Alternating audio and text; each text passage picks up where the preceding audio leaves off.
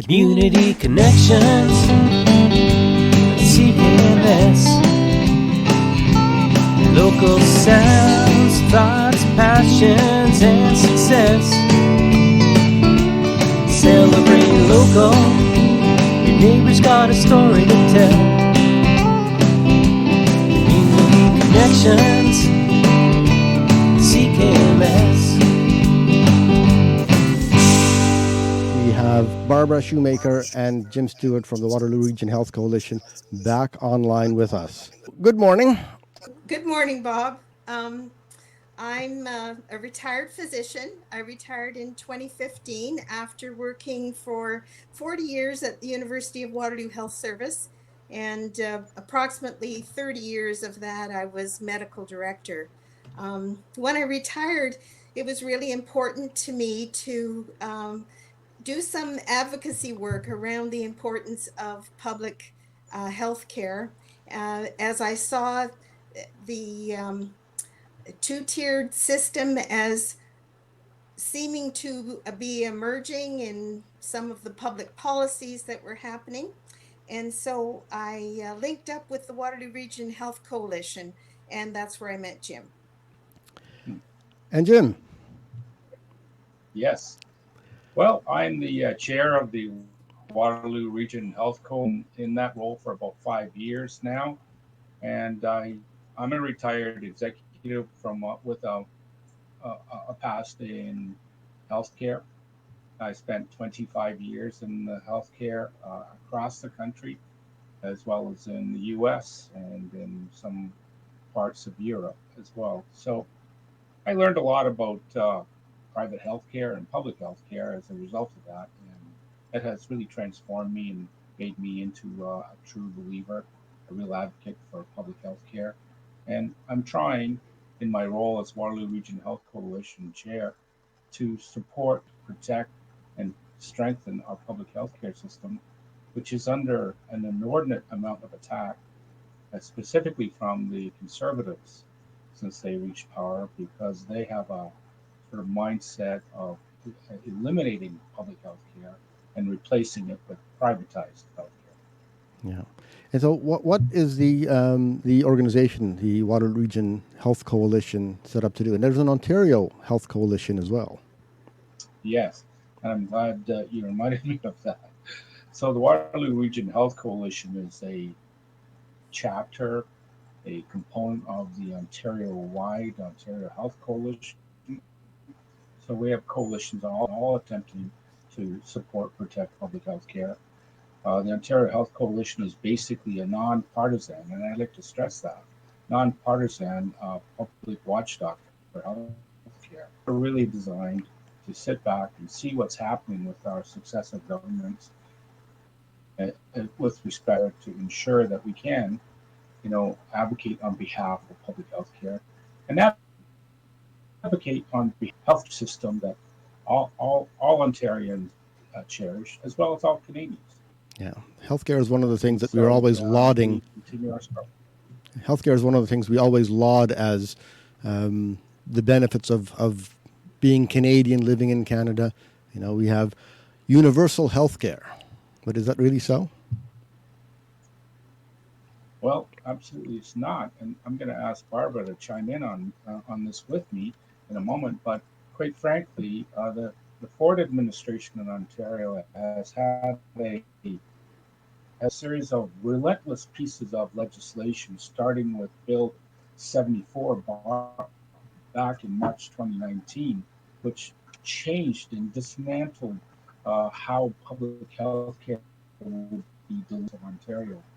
But more than that, there's a variety of other bills, and I'd be happy to go through them all with you if you'd like. And maybe we'll have time for some of that. But the point is that all of this privatization, which is occurring by stealth. So it's stealth by privatization. It's under the cover of the pandemic. And what we're seeing is the coring out healthcare system, and it's being replaced by private clinics that are now taking some of the aspects of what we consistently have gotten used to in terms of what our hospitals can do, and being replaced by these private clinics, and there's a whole host of issues with private clinics that, again, we can talk about. But this is happening in an unprecedented fashion, and it's leaving our public health care system in shambles. Yeah. Barbara? Well, I think, since Mike Harris, I think we've noticed a decrease in the funding to our public system, and it's not all something we can blame the province for. I think that the federal government has gradually been reducing the percentage of support for our public systems. So we've been seeing over a few decades what happens when you don't put adequate funds into a public system. What the professionals that are working in it find that there's fewer operating room times, there's harder to get in to see specialists, the numbers of nurses and health support professionals that are working within hospitals are reduced. In our long-term care, we found that the nursing support there was dramatically reduced, and the workers were also engaged in part-time without benefits. All of that leads to a real frustration with trying to work in the system. And for many people, they start to think that a private system would be better, but all we need to do is to look south of the border to see that it's not working better there. 10% of the population in the States do not have health care. And there's an organization that was founded in 2005 by Dr. Danielle Martin, who is a physician in Toronto. She founded the Canadian Doctors for Medicare, and they've done many peer-reviewed studies of healthcare systems around the world. But one of the studies that I was particularly interested in was looking at the administrative costs for a private system.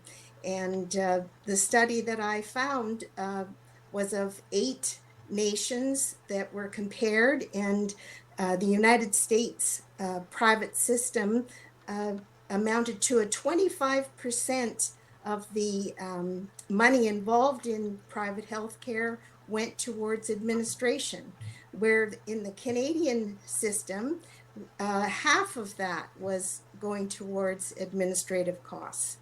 And then when you add in the incentive for drawing profit out of your healthcare services, you have very little left that is actually going towards the care of patients. And that's just one of the issues with private healthcare that actually causes considerable pressures on the system and frustration experienced by patients because they know that their care is suboptimal. But And many people in the community actually can't even access it because they can't afford it. So that's just one of the issues that I think is most frustrating about this call for privatization. We're not hearing about the issues that are going to arise in that system that are going to take money away from the care of patients. And we need to talk about that. yet the reason given for privatization is that it's more efficient. Market forces at play.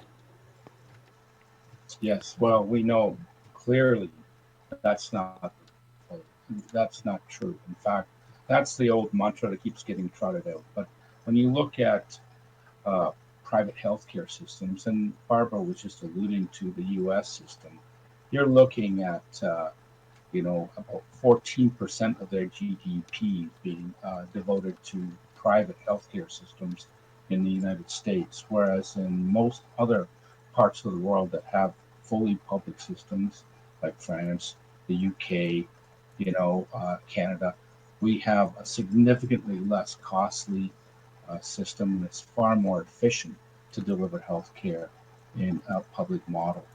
And we can point that out in a variety of different ways. But just to be clear, again, I have to tell you that Ontario, when it ranks against the rest of the provinces in Canada, is dead last in public healthcare funding. So our funding is at the bottom of the provinces, and that's on a per capita basis of as a percentage of GDP. So this is, these are the facts. We also have the fewest hospital beds of any province in Canada. We have the second fewest number of long-term care beds. We have the fewest number of nurses, and we fund our hospitals at the lowest rate of any province in Canada. So we're not just doing badly compared to, other countries. We're doing really badly compared to all of the provinces within Canada in terms of funding. And it's really quite simple. If you take all the money out of a public and what have you got left? How do you invest in a public healthcare system without money? And quite frankly, what we should be doing is looking for ways to invest in our public healthcare system, not to take funds out of the public healthcare system and drive them into profit-driven organizations like private clinics, euphemistically called independent health facilities by the Ontario government. The funding all comes from provincial taxes for the public healthcare system? It's a mixture of Canadian medical transfer payments from the federal government, as Barbara, that used to be about 50% of all healthcare costs when OHIP was established, when public healthcare was back in the 60s. And that number has slowly diminished to about 20%. But there's now activity on part of the Trudeau government to increase that healthcare transfer funding. Also, what we've seen, and this is the critical piece here, is, as I just mentioned, is a massive reduction in provincial spending on healthcare. And that's really the cross that we have to bear here.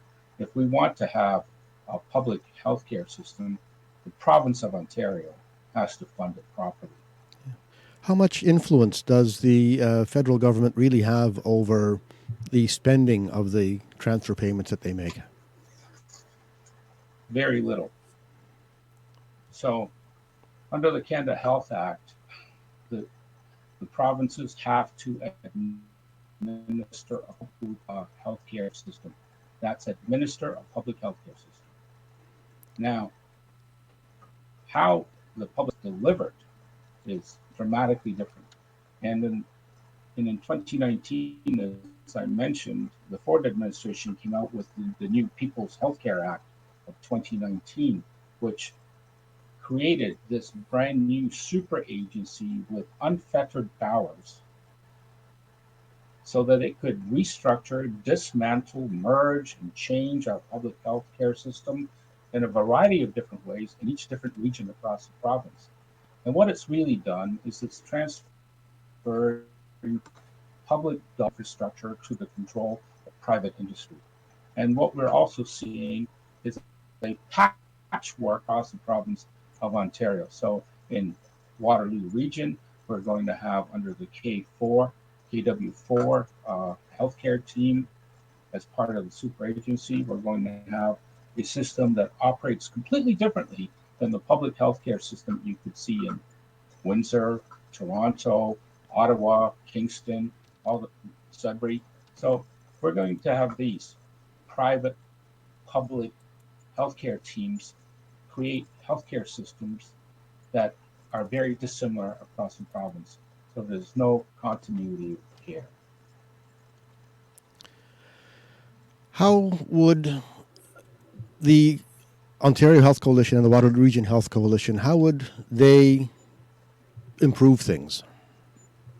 What is your plan to make this better? Sure. I mean, I'm glad you asked that because there's a variety of different ways that we could do that. But primarily what it comes down to, and I'm going to give you a clear example of what has happened in other jurisdictions in a moment. But what it comes down to is ensuring that you've got a focus on your public healthcare system. After all, we built and paid for all of our infrastructure around public healthcare over decades. So why would we throw that out? What we should be doing is something like what occurred in Britain. In Britain, there's a public healthcare system called the NHS, the National Health Service. And in Britain, there's also a number of different kingdoms in that United Kingdom, like England and Scotland. And I'll use those two as an example here. In England, the NHS decided to go the private route. And so they slowly and gradually provided a private company called Carillion with 100% of the responsibility for delivering their private public healthcare system in England. And what happened is that Carillion went bankrupt. The public healthcare system, what was left of it, in complete disorder, again, a shambles. No one knew how to operate anything. The private company had just packed up and left. And you have to ask yourself, how sustainable are actually private corporations when they're trying to operate, public healthcare or healthcare generally? And I think the Carillion example in England tells us it wasn't a sustainable law. But in Britain, there's also the NHS in Scotland. And what the Scots decided to do, and being a Scot, I'm proud of this, but it's got nothing to do with my heritage. It's the fact that the Scots decided that what they would do is they would reject privatization and that they would focus on public infrastructure completely, and that they would create a strategy of sustainability for the NHS in Scotland. And as a result, they became a world leader in reducing wait times, in reducing, in hospital-acquired infections, readmission rates, and the quality of care that they were delivering.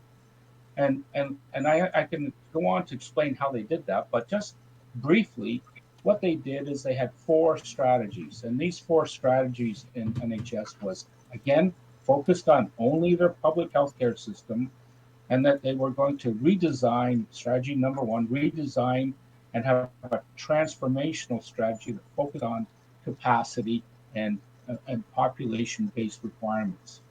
The second strategy was information. They wanted to know what was going on, so they had linked electronic health record systems and other, IT systems across the country of Scotland, which is about 6.5 million people, by the way. It's a little bit larger than British Columbia, that is struggling with their healthcare system funding as well. And then they had a planning strategy. So that just seems simple, doesn't it, Bob, that they would actually have a plan for healthcare? But they did. They had an ongoing planning strategy that was focused on continuous quality improvement in their plan, and they were able to sort of adapt the system on an ongoing basis using the data that they had and using the strategies of the transformation and redesign. And then, like looking at things as simple as care pathways. What happens when somebody sees a GP? How long does it take before they, say, get a new hip or a new knee? And in Scotland, they have a target of 18 weeks from start to finish. That's remarkable. And that's what they're doing. And their final strategy was performance management strategy. So they're not just happy about what they've been able to achieve. They have put some teeth into the management of their healthcare operations, so that if people or regions across Scotland aren't performing well, then they are challenged and they are held accountable. So those are the types of examples that we'd like to see. Focus on public health care, utilizing our infrastructure that we've already bought and paid for. Instead of coring it out and sending it off to private clinics, let's invest in the clinics and the hospitals that we have right now, all of the public ones. Barbara, you may have something else to add. Well, I think that the Canadian Doctors for Medicare that I mentioned before have a lot of great studies and ideas about how our Canadian system could be reformed to improve our healthcare delivery. I mean, nobody's arguing that there are no problems. I mean, there are problems with the healthcare system and with the public healthcare system. But I think that we haven't looked creatively at how we could fix it and keep it public. And that's where pulling together, as Jim says, some of the people that are working within the system and have ideas about how to make the changes that are going to have a positive impact on shortening wait lists, improving access to specialists, in improving the scope of care that's available to the average person in the community, so that we don't have some people that are waiting for family doctors on wait lists for years at a time. All of those things can be dealt with by people looking at our healthcare system and trying to do some reorganization of it. And I think what is particularly frustrating is to see governments and policymakers talk about private healthcare as being the only alternative. I mean, it's like we don't get a chance to talk about what the other alternatives would be within a public system. So I'd like to see the Canadian Doctors for Medicare being interviewed. I'd like to see them talking with policymakers and showing how some of their ideas could be beneficial for our public system, increase the level of care, the quality of care, and show governments that it would not be a burden in terms of the actual cost to the system to make some of these changes. It always does seem like a lot of policy is being created by politicians without any input at all from the people that it directly affects. The doctors and nurses in this particular case, and same thing is true with many other policies that they're putting in place. A lot of what you're proposing, and a lot of what's been done in Scotland, though, sounds more administrative in nature than an actual healthcare delivery. And the administrative stuff that you mentioned for Scotland sounds very much like what corporations are doing. Quality, continuous quality improvement. These are all the buzzwords that corporations are very fond of.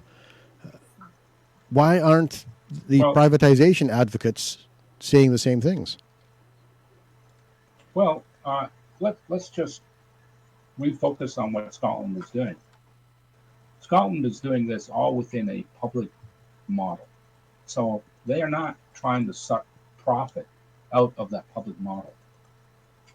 They are dramatically different in the fact that every dollar or every pound, every pound in Britain is going in to the public healthcare system. It's not getting sucked out as profits. And we cannot be naive in Canada to think that for-profit private clinics won't be focused on profit. That's what they're designed to do. That's the reason they exist, is to take profit.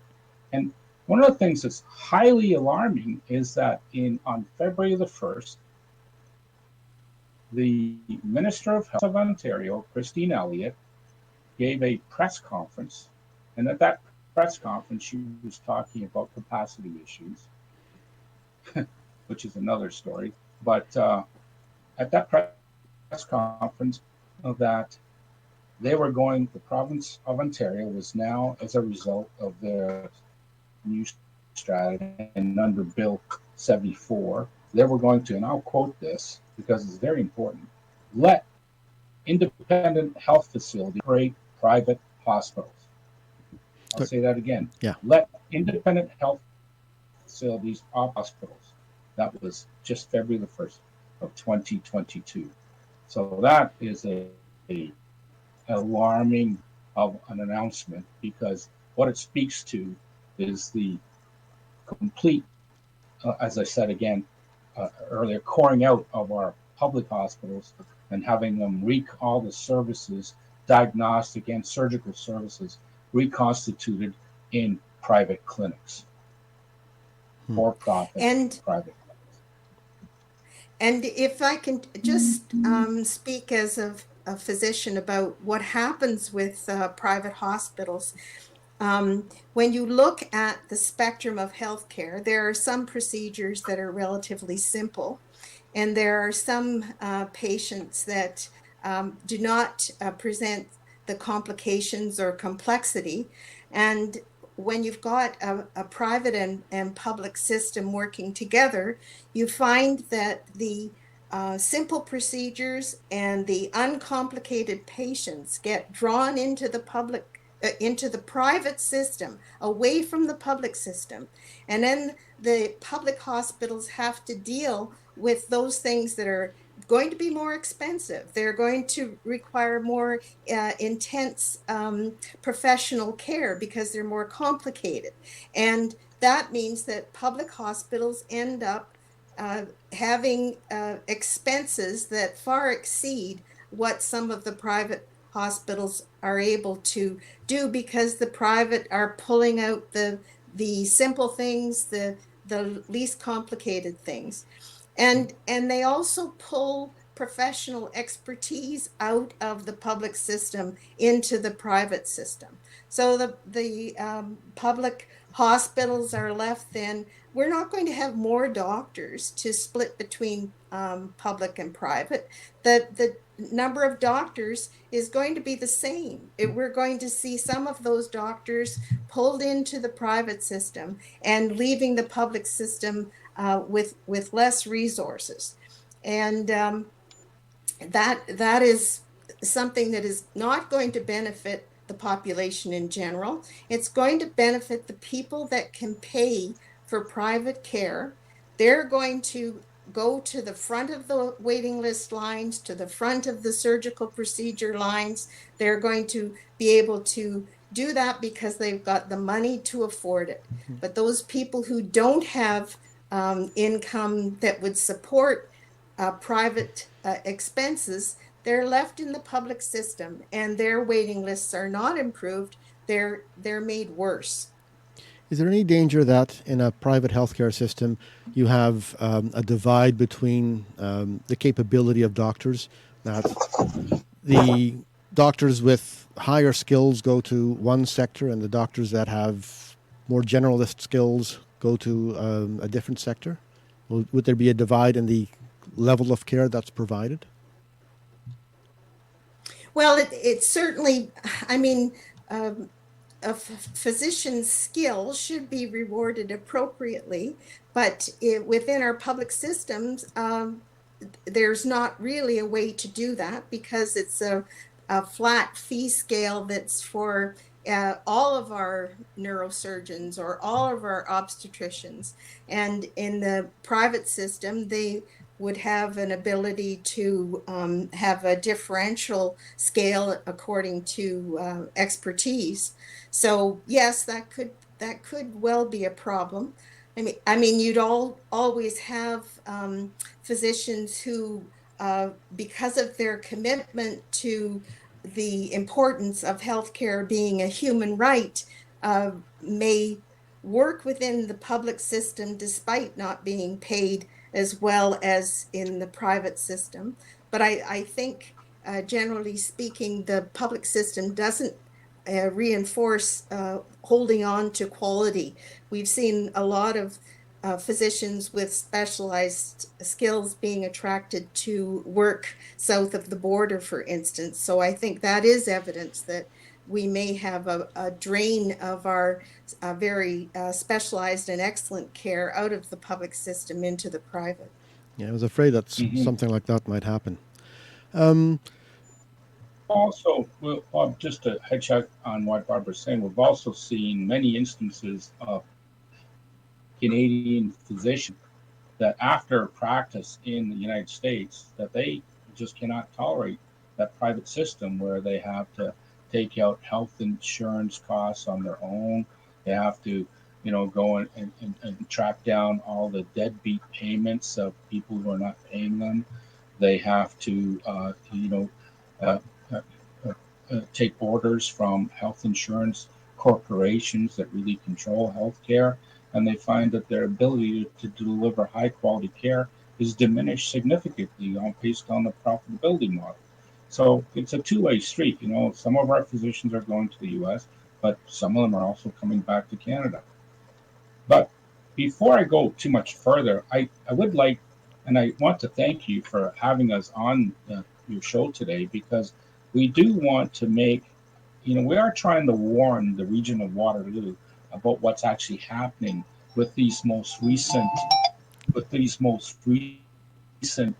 announcements about privatization and private for-profit clinics. And so to that end, the Health Coalition, both of us, we're creating a emergency summit that will be held on April the 5th at 7 p.m. via Zoom. We are going to be sending out a media advisory. So, Bob, you will be receiving that media advisory a little later this afternoon, this emergency summit. And we would like people to register for our emergency summit so that they can hear some really influential speakers on healthcare, like Natalie Mara, the executive director of the Ontario, will be one of our speakers to talk to inform the people of the region of Waterloo. People are going to be affected by this massive change in public health care, to find out what's actually happening so that they can be informed and make a decision at the voting booth in June about how they feel about privatized health care. What's the danger that thank you again, and I'd like to repeat that. April the 5th at 7 o'clock. What's the danger that the other large Ontario provincial party is going to do exactly the same thing? Will voting out one party in favor of another make a difference? Well, I think so. We are not. Again, we are a nonpartisan organization. To be clear, we do not have any allegiances to any political party at all. And in fact, we don't need to have an allegiance with any political party, because most Ontarians, the overwhelming majority of Ontarians, Conservatives, Liberals, NDP, Green, and everybody else, supports public health care system. It's not a party position. It's a social position that we cherish public health care system and want to support it. So if we had any other political party in power that was attacking our public health care the way the Ford administration has been doing, we would be fighting back against them just as vigorously. Yeah.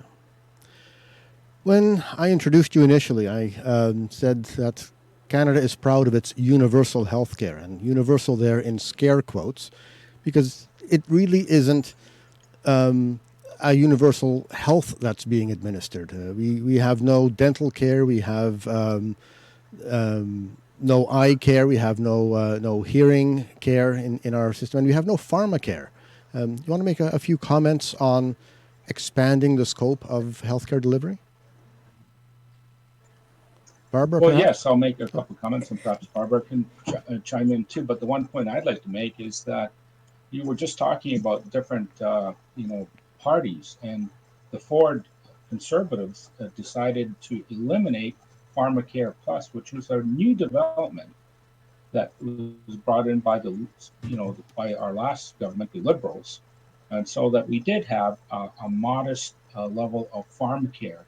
But the very first thing that Mr. Ford did was eliminate that when he came back to what just happened a few years ago before the pandemic, which has really sucked out all the air in the room.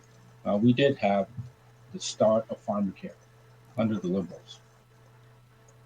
Barbara? Which we supported. Barbara? Well, I agree. There are so many parts of our healthcare system. I would mention another one that you didn't, Bob, and that is the mental health care. Yes. And many people are suffering a long waiting lists and inability to acquire mental health care within the OHIP system. And there's certainly lots of mental health providers who are not covered by OHIP, but people don't have the benefit package with their employer, or they don't have the ability to pay for those private services. So we could include mental health care in that list of health care services that are not yet covered by our universal healthcare system. Healthcare above the neck. It's healthcare above the neck: teeth, eyes, ears, and mental health. That's right. But more comments about pharmacare. I mean, what we know about systems that involve the purchase of product, that when we have the capacity to order on a very, very large scale, we get better competitive pricing. And when you look at all of the different sources, the payers of drug benefits across employee plans and across the provincial governments across Canada, I mean, if we pulled all of that together, we would save huge dollars on our drugs, just because we would be so vast. We would have a competitive advantage to get lower pricing. So I think we have to be aware that, it's the strong pharma lobby that is really holding governments back from this. I think that so many people see the advantage of having a pharmacare system that would reduce the cost to hospitals and to the Medicare for seniors and persons with chronic health conditions that are on special health package drug packages. And all of that would really be much more reasonable and reduce the cost to our healthcare system overall. So we have to deal with the lobbies of big corporations that it's not in their best interest. It is. We have about a minute left. If you can just quickly give us your contact information, we'll put it all on the webpage, radiowaterloo.ca/ccc. That's great. I would like to invite everybody in your audience to our emergency summit on April the 5th via Zoom at 7 p.m. And I'll be sending out data or information on the emergency summit to you later today. But to contact us, you can contact us at our email, which is pretty simple, Waterloo Region Health Coalition @gmail.com, or our Facebook site, which is Waterloo Region Health Coalition. All right. Thank you, Jim Stewart. Thank you, Barbara Shoemaker, for being on our show today from the Waterloo Region Health Coalition. Have all your contact information on the website. My name is Bob Jonkman. You've been listening to CKMS Community Connections on CKMS FM Radio Waterloo. Executive producer is Jennifer Strong. My name is Bob Jonkman. CKMS Community Connections is sponsored by Radio Waterloo and produced for CKMS FM Radio Waterloo in Kitchener, Ontario, Canada. We're a community radio station with programming produced by the community, for the community, and about the community. You can read the show notes at radiowaterloo.ca/ccc, read the music lists, hear the past episodes, and subscribe to the podcast. Our executive producer is Jennifer Strong. Contributing producers are Jeff Stager, Dylan Bravener, and Steve Todd, who also wrote and performed our opening theme music. CKMS Community Connections airs every Monday from 11 a.m. to noon, and also on Fridays from 3 p.m. to 4 p.m.